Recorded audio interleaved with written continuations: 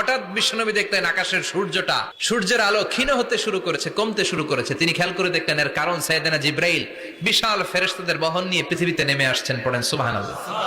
এসে বললেন, ইয়া রাসূলুল্লাহ, আমি 1,40,000 ফেরেশতা নিয়ে নেমে এসেছি। আপনি কি জানেন না, ঠিক একটু আগে মদিনাতে আপনার এক প্রিয় সাহাবা, তার নাম হচ্ছে মুআবিয়া ইবনে মুআবিয়া আল মুজানি, একটু আগে শেষ নিঃশ্বাস ত্যাগ করেছে। বিশ্বনবী তো অবাক, ঘটনা কি? কোন সাহাবীর গায়েবানা জানা যায় তো ফেরেশতা নামে না আকাশের উপর থেকে।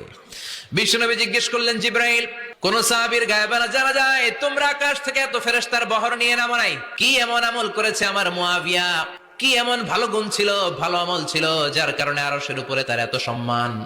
আপনার এই প্রিয় সাহাবী হাঁটতে বসতে চলতে ফিরিতে সব সময় পড়তো কুল হুয়াল্লাহু আহাদ আল্লাহুস সামাদ লাম ইয়ালিদ ওয়া লাম ইউলাদ ওয়া লাম ইয়াকুল লাহু কুফুয়ান আহাদ। পড়েন আল্লাহু আকবার।